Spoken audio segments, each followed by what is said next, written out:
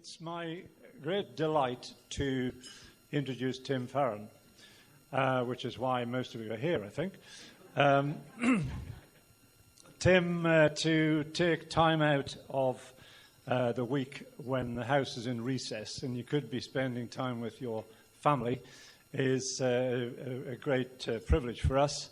You're a very busy chap, and I know you regard your Christian ministry as a very important part of your life. And so coming here tonight is brilliant for us. We're delighted that you're here and very keen to hear what you have to say. Tim.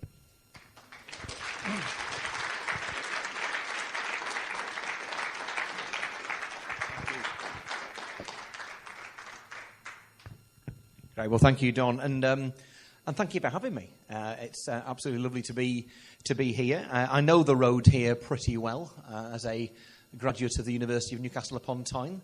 I have travelled the northern reaches of the M6 and the A69 more times than I care to remember.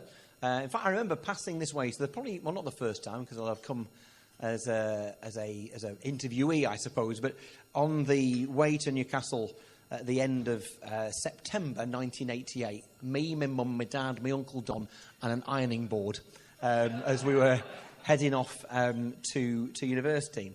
And that day, so it was the back of September, as I say, 1988, and I had been a Christian for about 8 weeks at that point, and I'd not met a single Christian, knowingly, in those 8 weeks, and I did once I got to Newcastle, and one of those, God coincidences, a guy knocked on my door that night, a guy called Pete Carrington, who is now a doctor in Newcastle. I think they go to JPC. And he knocked on my door. He was my next-door neighbour, second-year medical student. He could have had no idea that I was a Christian, no idea at all. And asked if I wanted to go along to the Navigators Bible study. Or Navigators, he didn't make it frightening. It wasn't a Bible study. A Navigators meeting, a Christian chat, discussion group. And I said, yeah, actually, I've just become a Christian. And so that was how my first bit of fellowship ever happened. And so I feel very blessed, anyway, to have spent time in Newcastle. It was wonderfully formative for me. And so I feel so tantalisingly close to the tune. But I'm sadly going to go back to somewhere almost as lovely, the Lake District, later on. So yeah, we'll start with that, really. So I was brought up by very lovely people. My mum and dad split up when I was 5. They were very young then, and they were incredibly good and grown up with one another and with us. When the breakup happened, my dad's Catholic. My mum became a Christian towards the end of her life, but wasn't one then. So I was not raised in a Christian household. I went to church with my dad. My mum, my sister, and I lived with my mum. So going to church with my dad wasn't really a thing. I went once, maybe twice. Didn't do very much for me. So I was not raised as a Christian. I think if you'd asked me. This was the 80s rather than today. I think it's different today. Are you a Christian? My answer to that question would probably have been, well, yeah, I guess so, because I'm English, aren't I? But if you then challenge me and ask me, what did I make of Jesus Christ? Was he Son of God?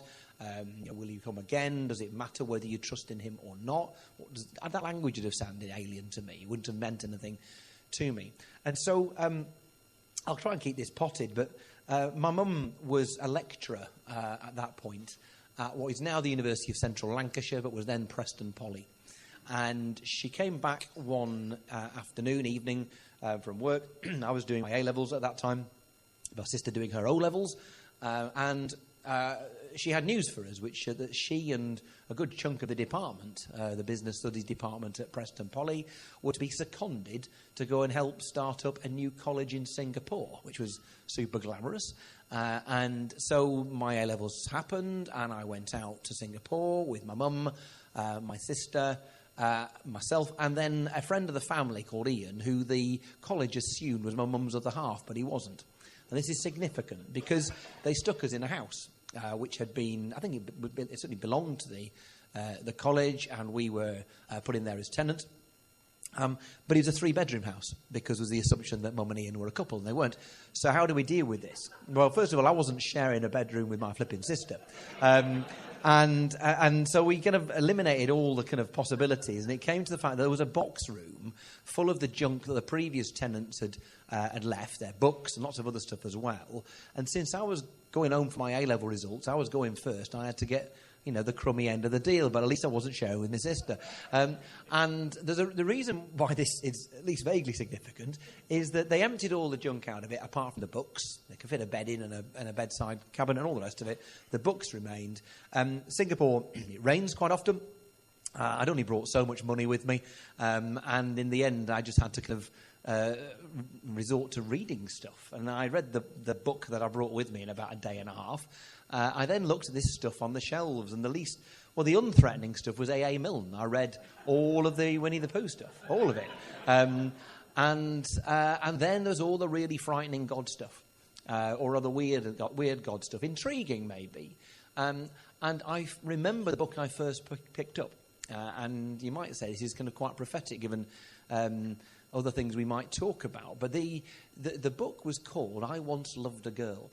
And it was basically all about sexual ethics. It was written by an African pastor to the young men in his care. And I once loved a girl. So I was in a shockingly bad band. We were once written off by our sixth form magazine as a fourth award. I was quite proud of that. So we were in a band. We ripped off the title of that book, I Once Loved a Girl. Sounded a great name for a band, for a song. We did.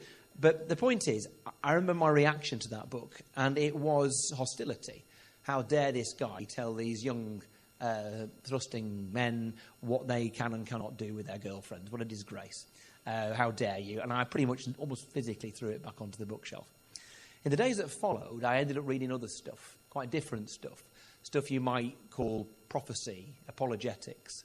And to paraphrase C.S. Lewis, it just dawned on me, oh, flippin' heck, it's true.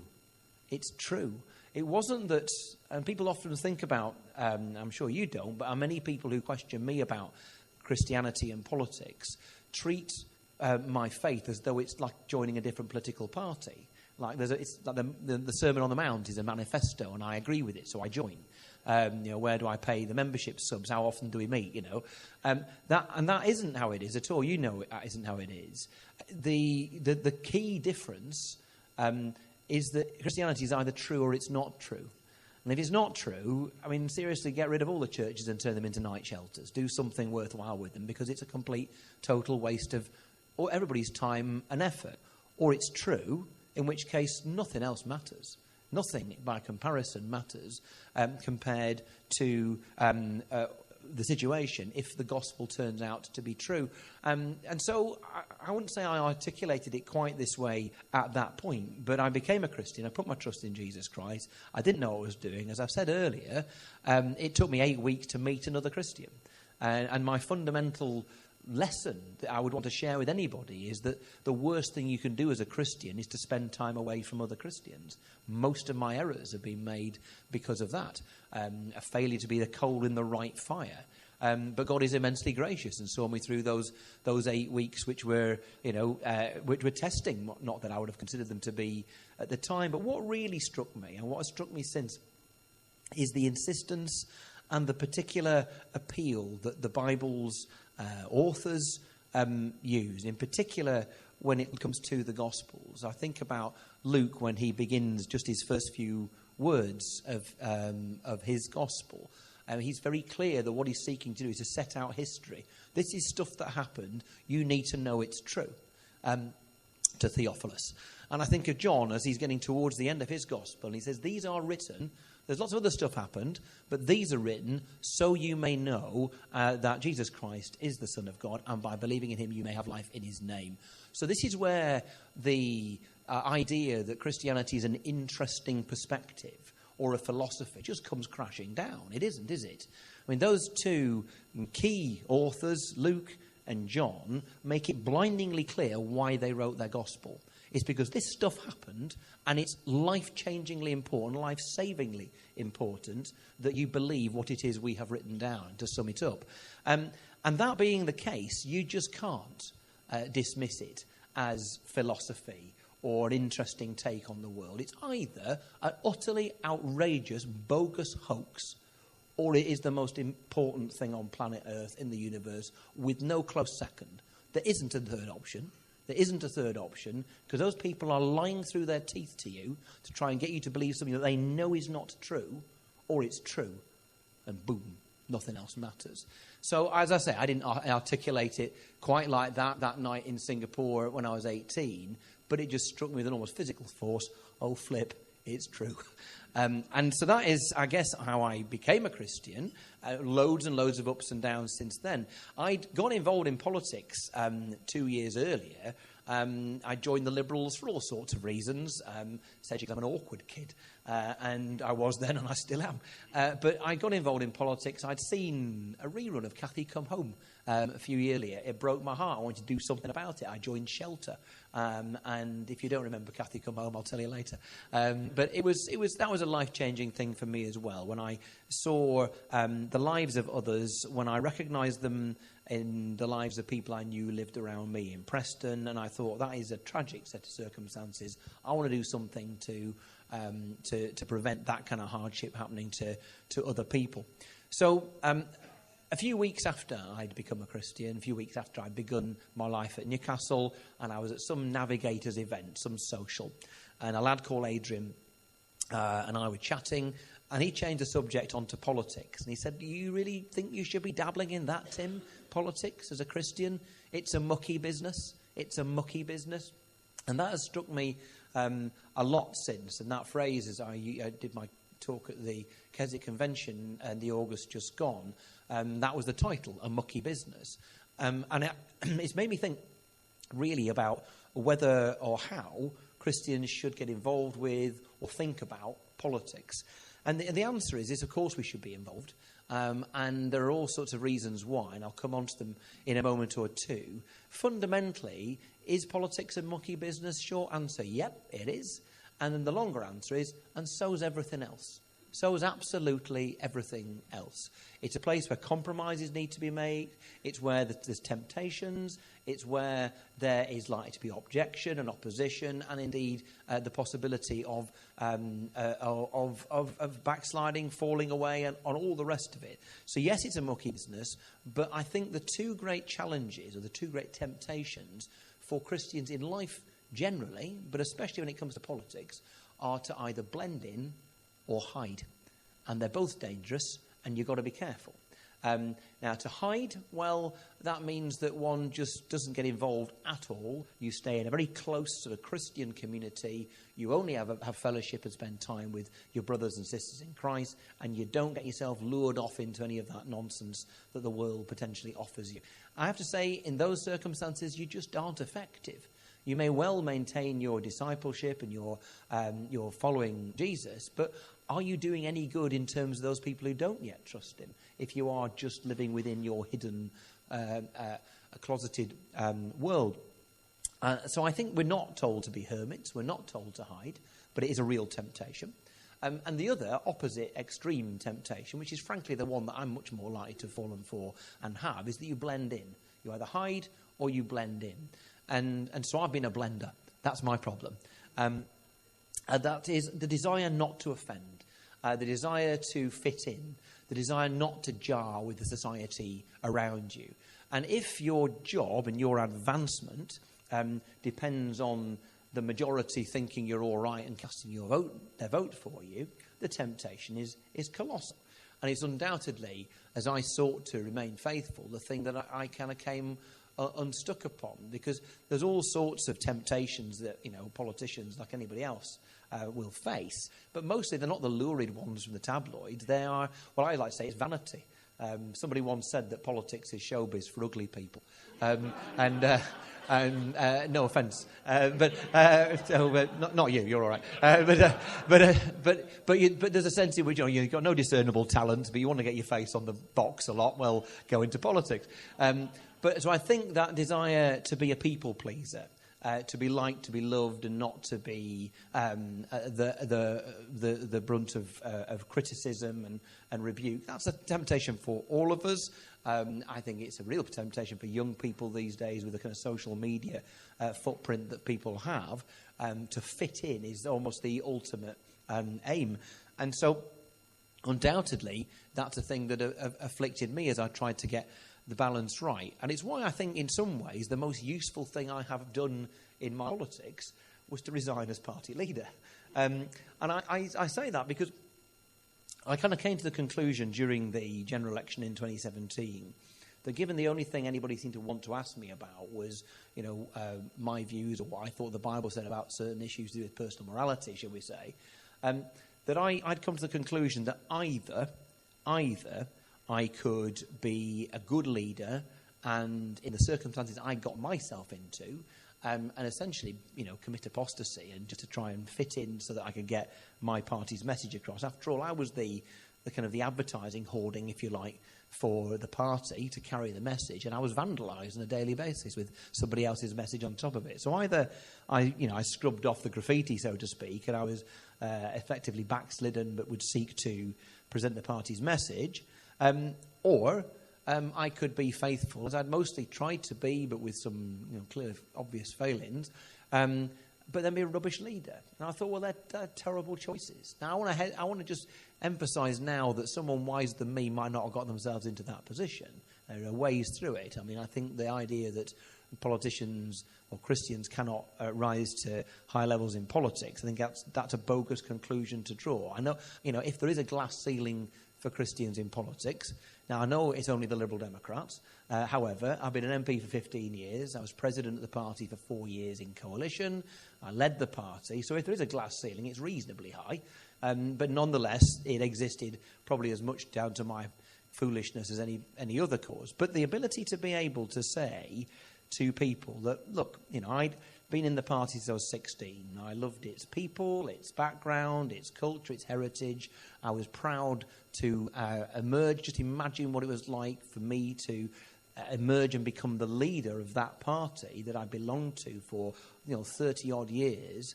And then imagine what would lead me to voluntarily give it up. And it was the opportunity to quote Isaac Watts, whilst my party colleagues raised their eyebrows in the background, which is, what would make me want to give up something like that? Would have to be something so amazing, so divine, it demanded my life, my heart, my all.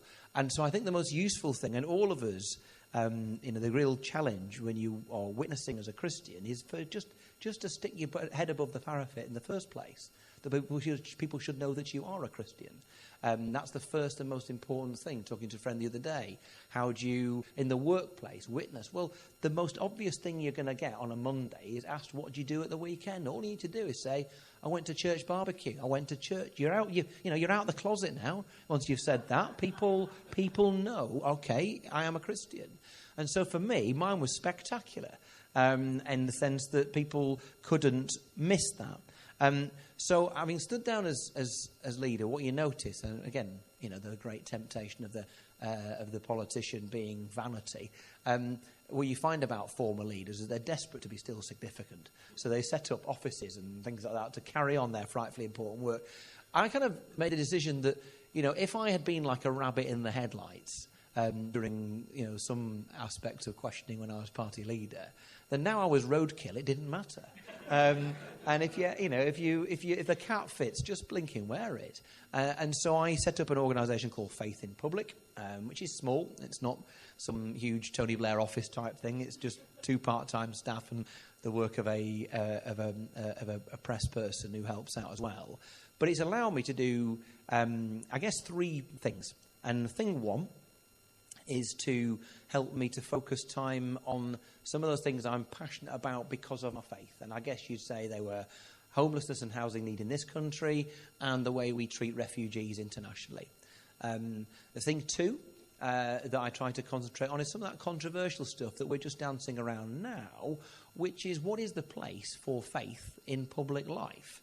My sense is that we are in a place in our history where the assumption behind every decision in public policy is that there is an absence of faith. And I think the notion that absence of faith is neutral is just brain-dead nonsense. It is to believe there is no God and to act as though there is no God, and that people's assumption is that you yourself believe that there is no God, is as loaded and as partial as a belief in God. So my argument is not that Christianity is neutral, it's that nothing is neutral. And that every worldview comes loaded, and a genuinely liberal society is not one where we all have to kind of merge and think the same, but where we can be respectful to one another and recognise there are different worldviews, and it's not pretending there's some kind of common ground where we all leave our faith at the door. I mean, the idea that a Marxist leaves his or her ideology at the door before they go into a committee meeting, it's nonsense. Of course you're going to take your beliefs and your ideology with you. So why don't I take my Christianity with me? Well, I must, and I shouldn't apologise for it. But so this the second part of what I'm seeking to do through Faith in Public really is to challenge this wrong-headed notion that Christianity in particular, but faith in general, is somehow outdated and doesn't have a place in the public square. And the third thing I want to do, and I do increasingly, is essentially to use what profile I've got just to speak the gospel to people who might not hear it otherwise. And at the same time, to try and talk to people who are Christians, to encourage them to think about politics. And I don't mean to recruit people to get involved and become candidates. Fine if you want to. That's not my point. My point is that Christians will feel a particular level of uncertainty and concern and distress and alienation from the political world, probably to us ever thus. But I want to encourage you and other Christians just to think about how we should approach politics, particularly at this time that we're in now. So don't hide and don't blend in. So I think I'd say this, that what stops Christians being involved in politics are the concerns that it is a mucky business and that it's somehow something that is beneath us, that it's sullied, there's something morally suspect about it, and we shouldn't be involved in it. I certainly find sometimes Christians will say, well, look, we're waiting for the kingdom that is to come. Why should we be wasting our time on this finite nonsense? And there's an amount of that. It doesn't really matter. And then sometimes there is a wonderful naivety about politics from Christians who've perhaps done too much of the hiding as opposed to the blending in. And that's wonderful, it's refreshing, but it's a problem. And we often will say, probably most of us in this room will have said or reflected at some point, that that there is a growth in religious illiteracy in the society that we're in. I think that's absolutely true. So, what I would have expected to understand, or what I did understand about the gospel as a 17-year-old, shall we say, will be very different to what a 17-year-old today understands about the Bible and about the gospel in particular. So yes, but in a sense, that's not the thing we should be most concerned about. Maybe you may disagree, but maybe the problem we face as Christians is a lack of political and cultural literacy on our own part. Because if we want to be heard in the society in which we're in, we need to understand how people speak, how people think, and get inside their lives. So, the missionaries would go overseas, and what's the first thing you do if you want to be effective? You learn the language. You don't need to worship the local gods to speak the local language. And I don't necessarily think that Christians in this country, in the West as a whole, give too much care to how we're heard by the world. You don't need to compromise your theology to make sure that your message lands appropriately and effectively. But I think, I'm absolutely of the view that we've got, I guess, two particular aspects, particular vantage points that I think are important. And the first is this. We're faced with whether Donald Trump does or doesn't get another 4 years, which might thrill you or horrify you, I don't know. We have now the reality of Brexit, which likewise may thrill you or horrify you. The possibility of Scotland leaving the United Kingdom, which likewise might thrill you or horrify you. These are turbulent times. And how does one engage with or think about the politics, even pray into it, from a Christian point of view? And I think the first thing I want to say is just two main lessons, or reflections is probably a safer way of putting it. Two reflections. Reflection number one is, it's all temporary. Don't panic. As it says on the front cover of the Hitchhiker's Guide to the Galaxy, don't panic. And why not? Well, I was struck when I was sitting through a series of sermons on the book of the Revelation a year or so ago back in our church in Kendal. The constant reference to Babylon, the imagery of Babylon, which is repeated throughout that book, And important to remember two things. First of all, the first listeners, first readers of that book would have been the early, heavily persecuted Christians. And that Babylon had been in ruins for 500 or 600 years at that point. So why Babylon? Why talk about Babylon? Well, because Rome, which was real and not in rubble, and terrifying and massively in control and ruining and wrecking and destroying the lives of all of these early Christians, it was, I think, God's way of saying to them, don't worry, Rome will end up in the same pile of rubble as Babylon. Indeed, every era, every ideology, every movement, every empire, bar one, ends up in rubble. And so whether you are absolutely delirious about Brexit or grief-stricken by Brexit, may I tell you that both the EU and Britain are totally temporary states. And they will end up in rubble like everything else. And so don't panic. Just don't panic. It's important to hold these things lightly. They come and they go. God is on the throne. There is one kingdom that will last forever, and you can be confident in that. So that's perspective one. And the other perspective is it still matters. It still matters. Now, I was in my flat in London, I'm going to say about a year ago now, actually, I have a very glamorous life in London. When Parliament's finished, I go back to my flat and I, generally speaking, iron or cook and listen to sermons. That is my evening. And so I Googled, I think, a Tim Keller sermon. And it wasn't a deliberate choice, but it must have been high up on the Google lists. And it was the sermon that Tim Keller gave to his huge New York congregation on the Sunday after 9/11. Oof, interesting choice. But I listened to it. And I don't think I probably need to go into too much detail to convince you it was astonishingly moving. But the thing I found most moving was that he had chosen for his text the raising of Lazarus, for many obvious reasons, I'm sure. And when Tim Keller got into talking about the raising of Lazarus, he focuses on a couple of things in particular. One was the fact that Jesus would have known that it was all about to end well. As he approaches the tomb, Lazarus' tomb, Jesus surely knows that he's going to raise this guy from the dead. And this is moments away from happening. And around him are people utterly, utterly distressed, including, of course, Lazarus' sisters, Martha and Mary. But he does not go, come on, girls, pull yourself together, it's all going to be fine. He doesn't say that. Instead, there are three references, really peculiar. I think it's the only place where you get more than one of them in the same place, but three references to how Jesus feels at that point. So first of all, Jesus weeps.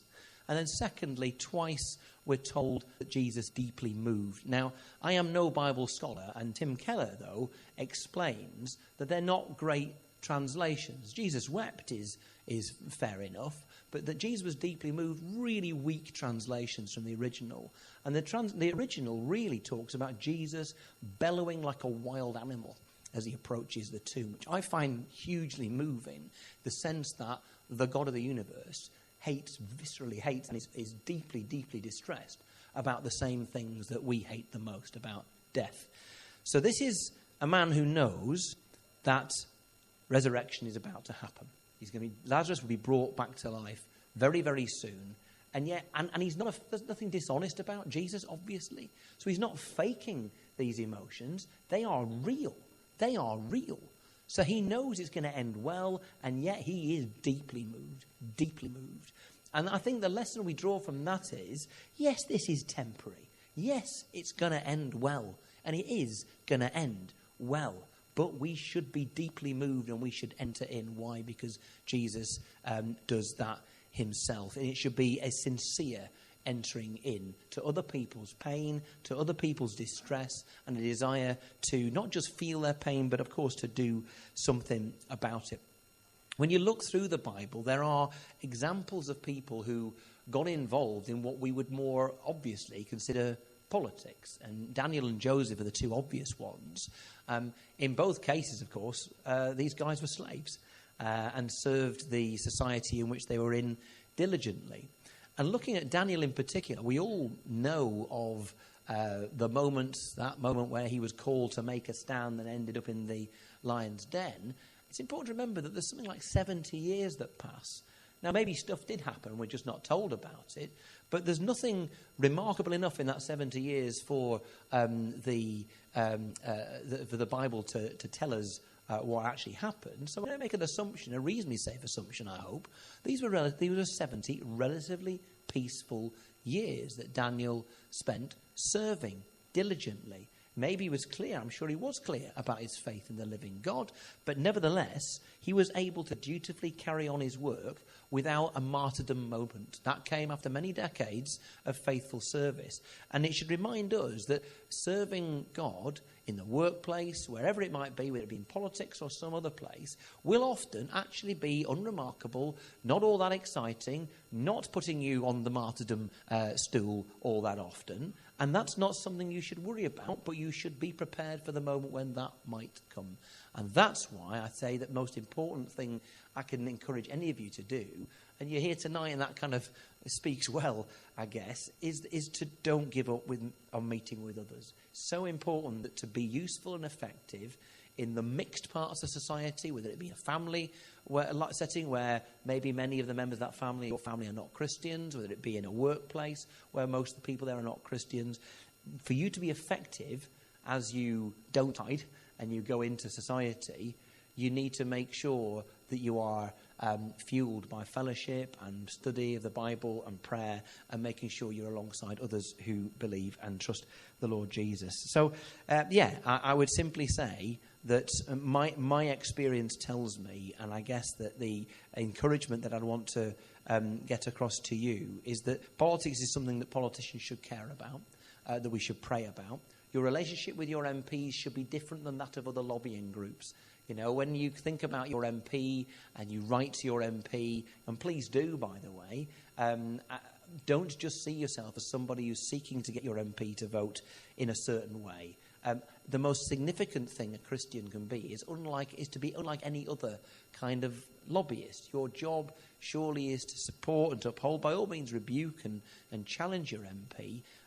But one of the most powerful things you can ever say to somebody who's not a Christian is to sincerely say and pray for you. I will pray for you. I will practically do something to assist you in your work in your community. So think of ways you can support and get alongside your MP, particularly, well, whether they're a Christian or not, actually, so that you can have that kind of positive impact.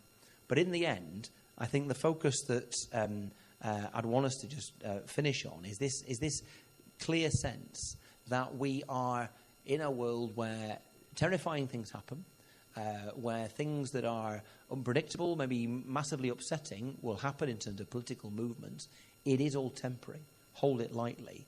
But if it matters to Jesus, and you matter to Jesus, every hair on our head is numbered. I'm making it easier for him as the years go by. But if every cell in your body is catalogued by him, if he cares about your every feeling, your every up and your every down, and he really, really, really does, then he will care about what happens to our schools, our hospitals, our laws. He will deeply care about those things, and therefore so should we. Don't panic, but please do get involved. That'll do. Thank you.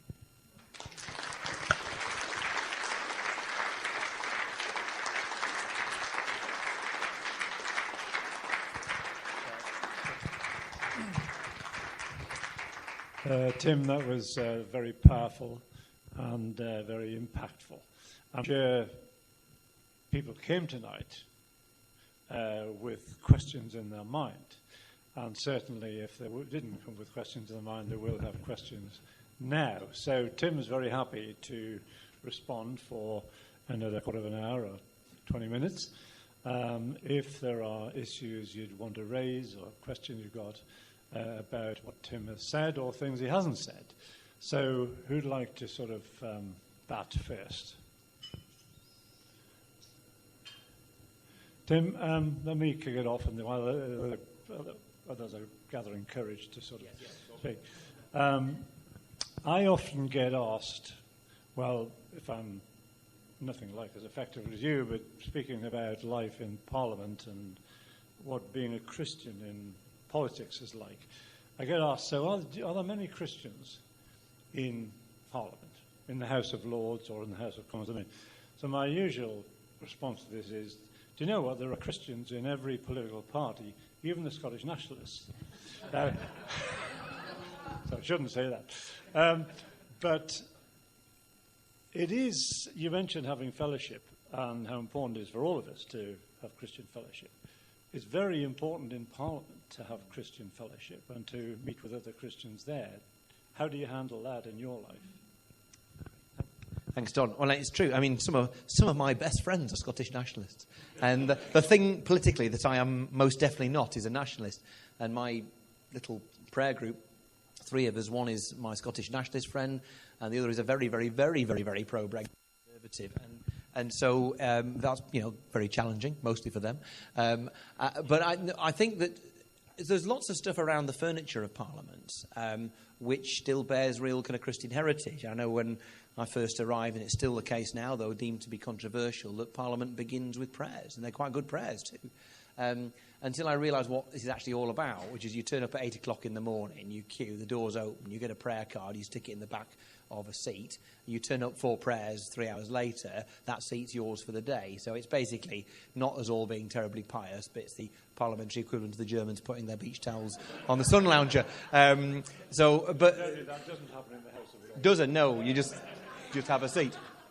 But I think Christian fellowship is a little bit, we were talking about this earlier on our table, it's a bit cellular. So I couldn't give you a number of Christians in the Lords and the Commons added together. I couldn't. But I'm going to guess that it's dozens upon dozens. And I know of people, and in each new intake there are people who out themselves, so to speak. I was aware of one Scottish National Party MP who was a Christian, who is my friend David. And then I became aware of another, who was their leader in the Commons. And then there was a vote, and the controversial issue here was a vote on the decriminalisation of abortion about a year ago, you might remember. And that flushed a dozen of them out. And suddenly the SNP, who I've always considered to be incredibly homogenous. I mean, you have political opinions really ranging from Farage to Corbyn, really, in the SNP, but they're held together by that one, passionate belief in Scotland becoming independent, and they are, impressively united. And that split them. It's the power of the gospel. That split them. And so, no, there's plenty of them, and it's diverse. So I tend to go to a Bible study group on a Wednesday morning. There are usually 7, 8, 9 of us there, from 4 different parties, and there's a lot of it about. And increasingly so, the Bible Society employs 2 people who work out of an MP's office, but they are independent of that MP. And they act as kind of a pastoral team, not just for those people who are committed Christians, but I'm always aware of people who are on the edges, shall we say, people who maybe are backslidden, or people who are maybe just coming to faith. And so it's a place where there's a lot of ups and a lot of downs. People often seriously appreciate a moment of humanity, a moment of concern and compassion, because there's so little of it offered. And so, I think the numbers of Christians are definitely growing, and the opportunities for fellowship are that much greater. The real danger for a member of Parliament, and I guess it's for a peer as well, is that if you're a member of a church in your constituency, which I am, you end up missing out on midweek Bible study and house group, which I still do miss out on. The difference is the last couple of years I've properly plugged myself into fellowship within Parliament, and that is available.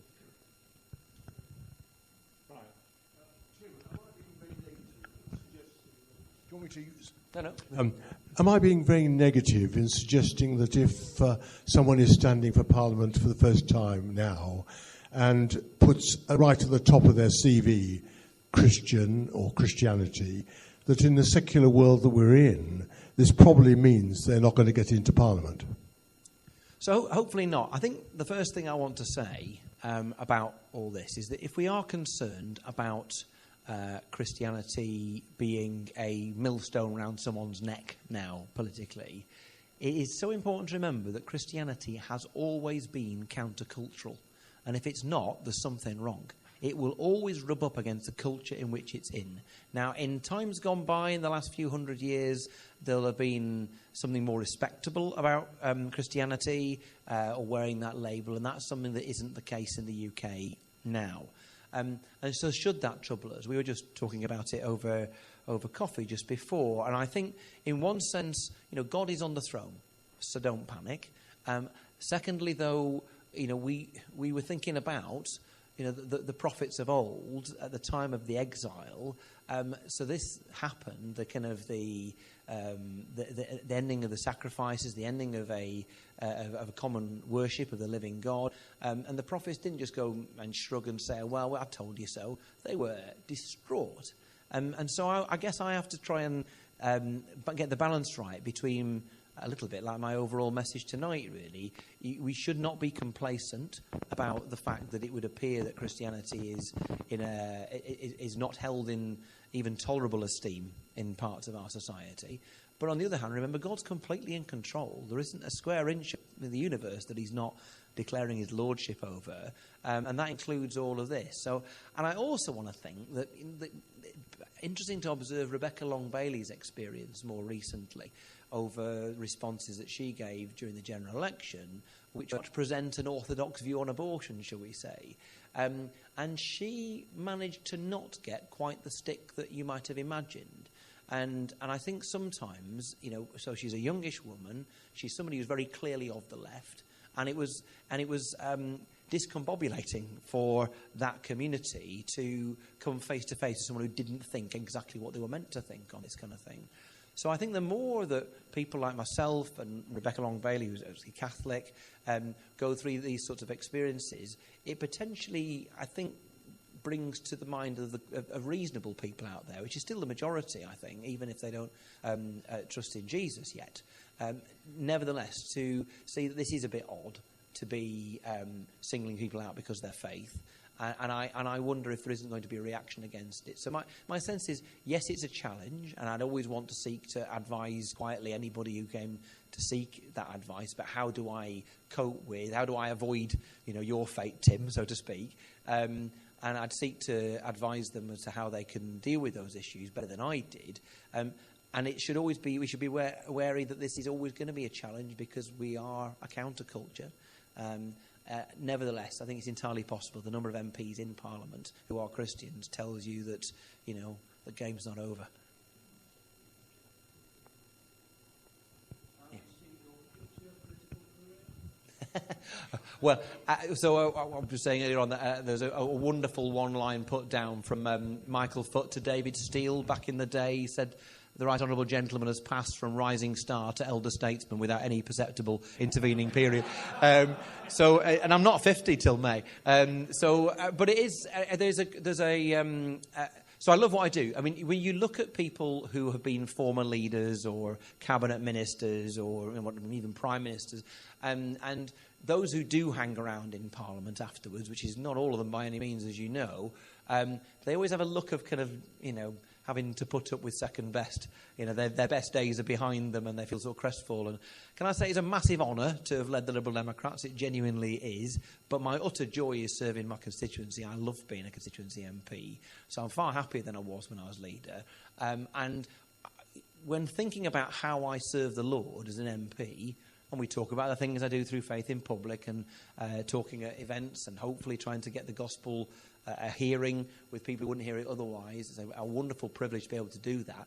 My fundamental best way of serving the Lord as an MP, just by being a decent, diligent local member of Parliament and working harder than anybody would expect and all that kind of thing to serve. And that's the case whether you're a bus driver or, whatever it is that you do in your life, just do it well. Whatever your hand finds to do it with all your might. So I don't know what I'll do in the long run. I have already turned down dancing on ice, which is the main thing. I wasn't offered. I wasn't offered strictly. No, sad really.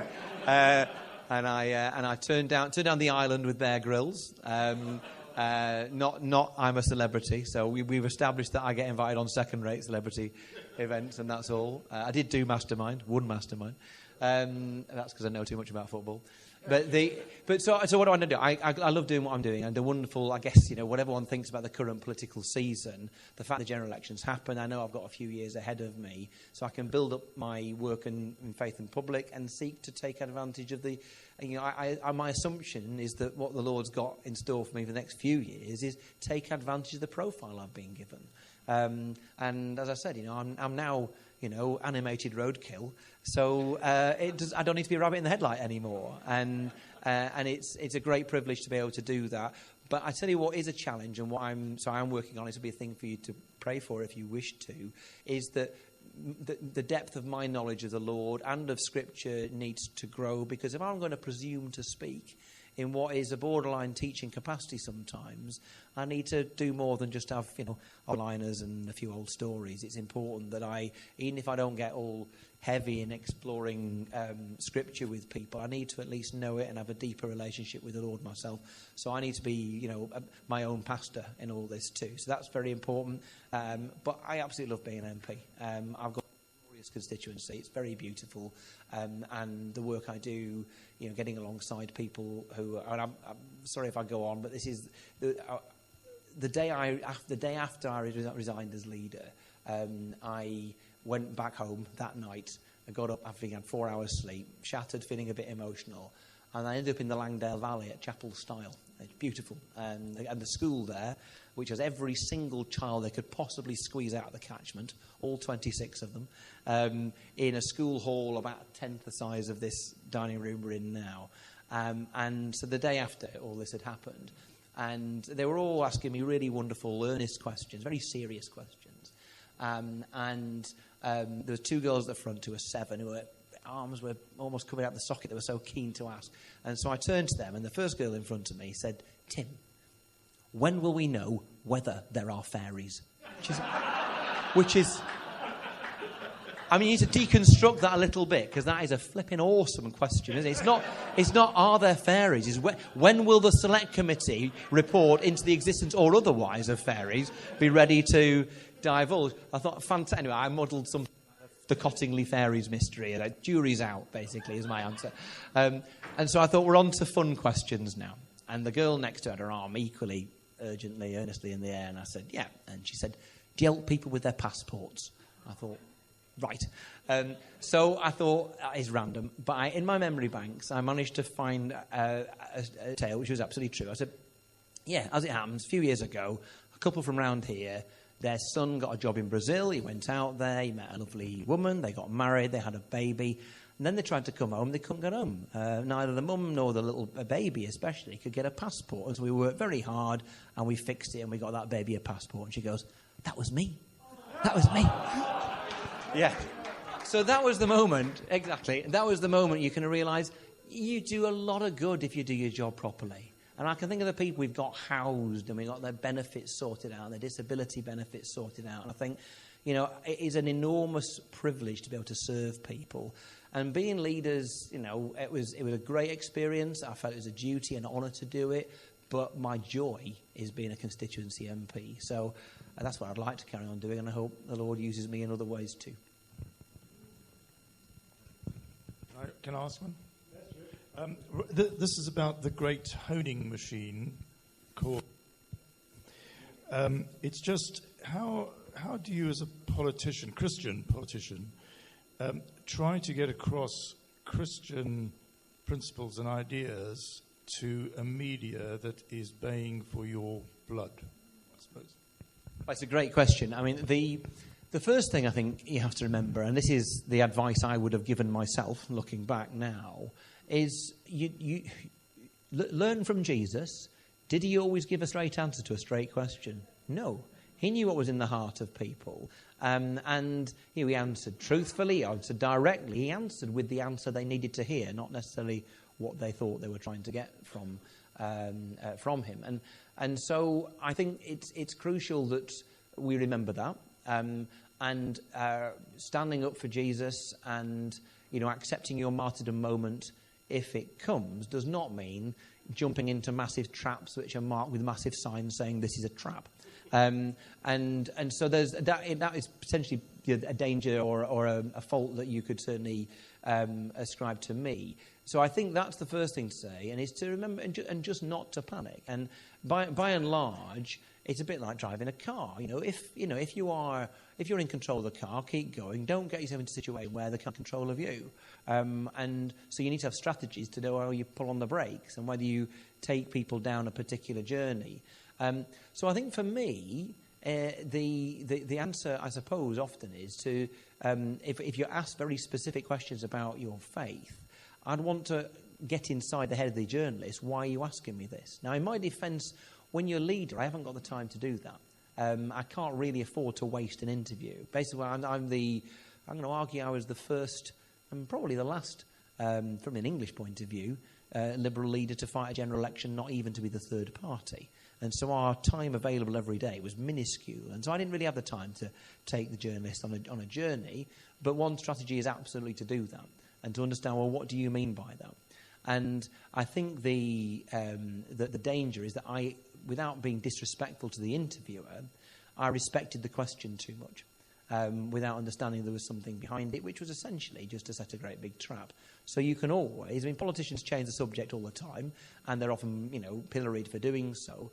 But if you're asked a vexatious question, and, if I was being asked a question about, sexuality and what the Bible has to say about it, from earnest inquiry from someone who genuinely wants to know, I'll tell them. But if for someone who's just laying a thinly veiled trap, I don't need to tell them. I don't need to tell them the opposite, which is what I did on one occasion.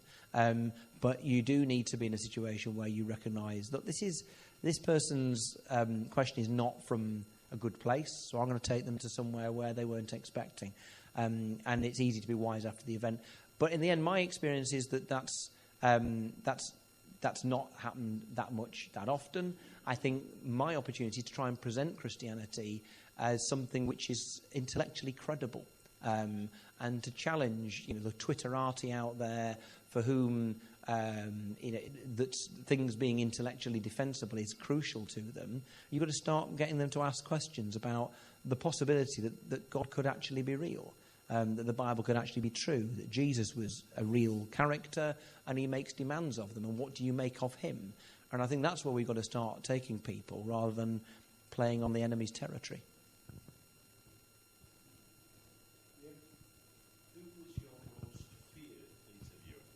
Well, the obvious person, I think you've got to say Andrew Neil. But when I say feared, I guess the thing is about him, but I understood, I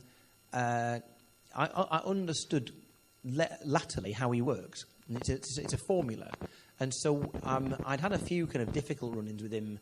And then during the general election, when I was leader, it wasn't my prettiest day's work, but it was effective because I'd worked out what his tactics are. And his tactic is, he asks you a question, which is not an easy question. You get partway through answering it, then he asks you the second. And so you're either thrown off or you look like you're being evasive. And the question, and your job is to say, you just asked me a question, I'm going to answer this one first. And so, but not everybody has the same sort of tactic, but that's clearly what he's all about. And he's hugely effective. But his whole modus operandi, if I have a criticism, is to just try and to destroy a subject, not necessarily to get to the truth. And that's the tricky thing. So very often, the most effective people are those who are able, certainly Emily Maitlis, for example, massively. I had the other interview with her and it was always fine. But you look at her operating, and obviously the Prince Andrew interview is the most obvious one, is that how do you draw the truth out of people? How do you get them to be their real selves even when they don't want to be? And that sometimes involves more than just a bombastic strategy. It involves a much more human touch. And so very often some of the most successful and effective interviewers are women, because it doesn't feel like a contest. And from them, they don't treat it like a contest. The Andrew Neil thing was, I always say my Andrew Neil interview was like a dirty 0-0 draw away at Man City. I was never, ever, ever going to get 3 points, but by hook or by crook, kicking and spitting, nothing was going over my line. So... Probably one final question, if there is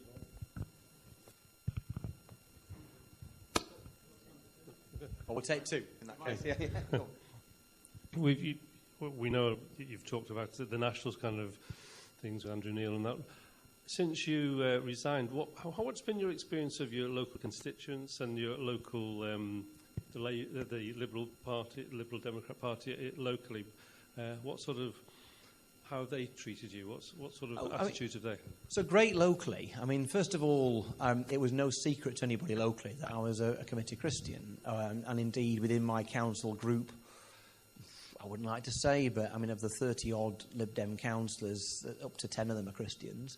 Certainly half a dozen are, and many others are too. And the ones who aren't, they know you.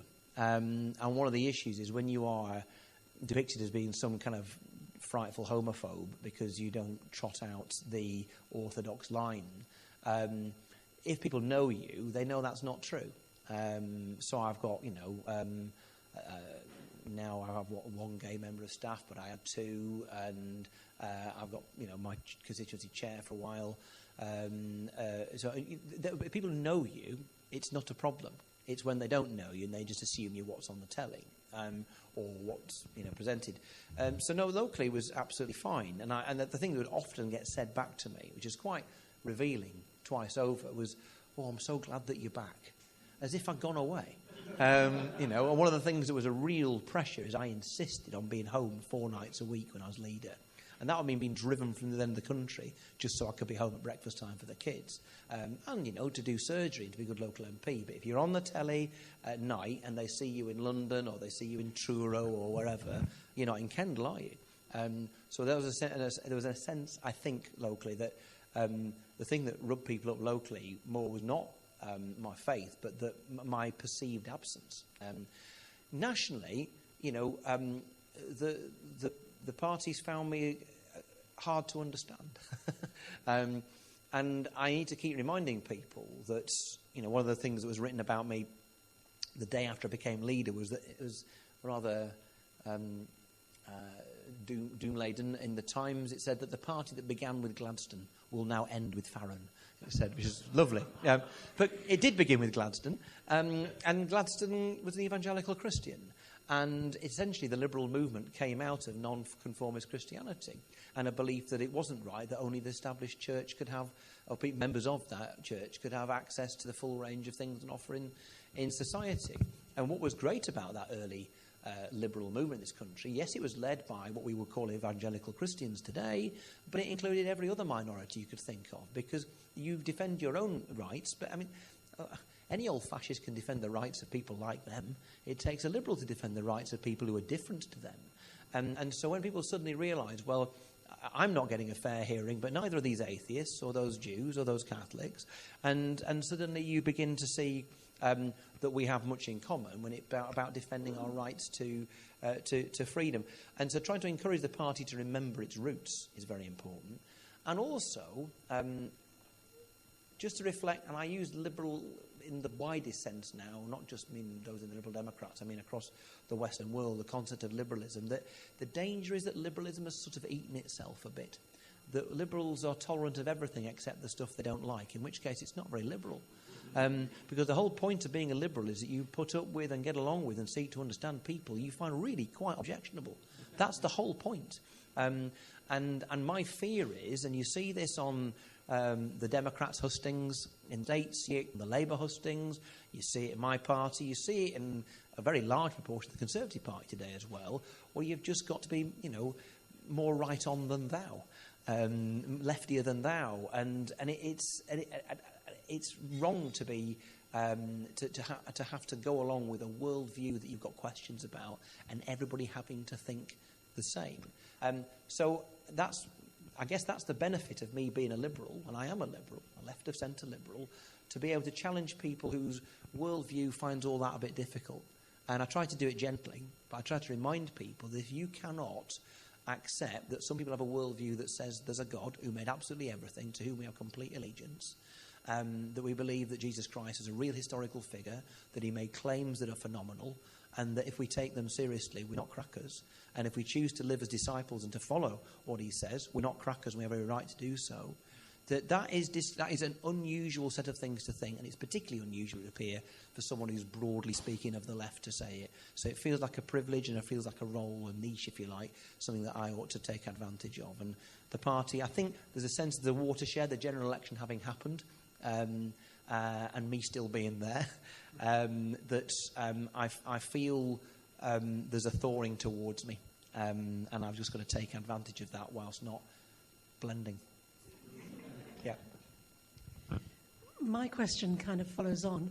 I just wondered how you felt about the Lib Dem party today, and do you feel optimistic? Yeah, I mean, I think, so first of all, when I joined the Liberals as a 16-year-old, even as an enthusiastic, new, zealous convert as a teenager, I knew I'd not made a smart career move. And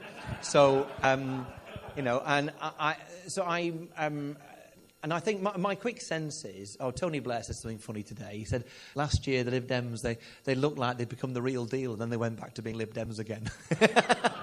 Which I thought was cruel, and I thought, but there's something in that. No, so I think we have great significance. I think we were guilty of hubris last year. We had a great opportunity. I took the view, for what it's worth, as party leader after Brexit, we are about to evaporate and become non-existent unless I do something striking. And that was a moment to be Marmite. So I chose deliberately to be Marmite about Brexit. And not blancmange, because what's the point of being blancmange? If you're on 30%, you can afford to be blancmange. If you're on 3%, you cannot. And so I chose to be Marmite. And my advice to Joe Swinson was, look, Marmite gets you from oblivion to 15%. It doesn't get any further. You have to find ways of reaching out and speaking to people who think differently to you on certain issues. You have to be able to build something like a broad church. You have to remember that 15, even 20% of the polls gets you no seats if you can't amass it to 45 and 50 in certain seats. But I think with all these defectors, and they were really high-quality people, many of them who came to us, we just believed our own hype a bit too much, frankly. And so we ended up having a pretty much disappointing general election result when it could and should have been so much better. Nevertheless, it's not the first time that's happened. And we are, as I've often said, like cockroaches. We keep surviving. They say after a nuclear Armageddon, the one thing that will survive are the cockroaches. Well, we keep surviving. And I think we matter for all sorts of reasons, particularly if we can actually be properly liberal again, in my view. But I also think just generally for the balance of the country, even if you think the Tories are absolutely ace, I think it's wrong that we have a situation now where it looks like there's no proper or decent alternative opposition to it. And there are vast parts of the United Kingdom, particularly England, Mid-Wales, where Labour will and never can win. They're never going to win those places. They're not going to win Berwick. They're not going to win those sorts of places. And we could. And so if there is going to be any kind of government that is not conservative in the foreseeable future, it involves us getting our act together. And so we will. So I'm kind of keen to be. I'm trying not to say elder statesman, but I am keen to use the experience I've got to try and help us into that sort of place. And it involves being open-handed and working with others. If I'm honest, and to learn lessons that David Steele and Joe Grimmond learned 2 or 3 generations ago. But it's all entirely doable. But the worst governments are those with the worst opposition, so we need to sort our act out. Tim,